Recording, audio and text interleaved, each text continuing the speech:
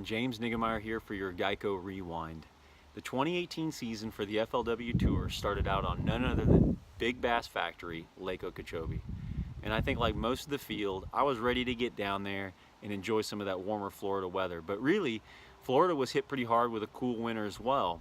And the water temperature was pretty cool down there when we got there, which makes it somewhat challenging to find fish, especially January. The water temperatures being cool, those fish aren't very aggressive, and Lake Okeechobee is so massive, so you need to cover water to find the fish holding areas, but also you want to slow down because you could potentially fish over a large group of fish. And I was able to get, a handful of bites a day, but not many, and so it was hard to really get a good bead for exactly where I wanted to start the first day and really what areas were my best. But I had one particular area that I had 3 or 4 bites, 5 bites in one little small section, so I knew that was my key area. At least I was going to start the day and really, put the boat down and fish hard through that area and see what its true potential really was. And the key for me was a bait called a striking rage tail cutter worm, and it's out of their rage tail design, so it's got crazy action. And I was rigging that Texas style on a 1/4 ounce tungsten weight, a little bobber stop, 4/0 owner, offset wide gap in the XXX wire, heavier gauge, and in the June bug color.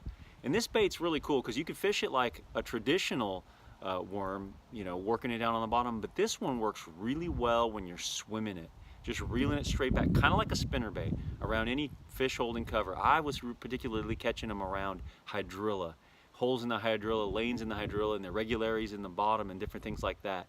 I was rigging it with 50-pound braid tough line, and then also I put on a 16-pound fluorocarbon leader to that. It's a gamma fluorocarbon leader material. And I was rigging it on 7'4" St. Croix rod, heavy action, and a Cabela's arachnid reel with 8-to-1 gear ratio, so I could, once I hooked those fish, I could get them out of that heavier cover and get them coming to the boat.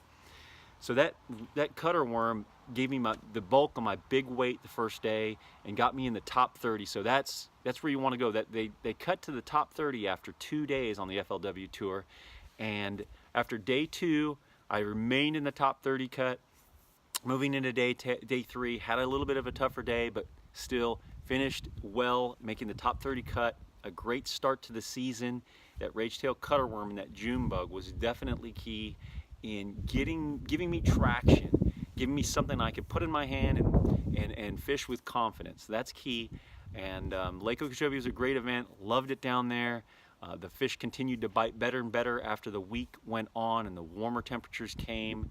But we were plagued with high winds, which made it hard to cover water and fish a lot of areas throughout the practice and even through the tournament. Winds were 12 to 18 with gusts over 20 miles an hour, even 22 miles an hour. So it made it a challenging event, but that's the FLW's first stop of the season down on Lake Okeechobee, and that's your GEICO Rewind.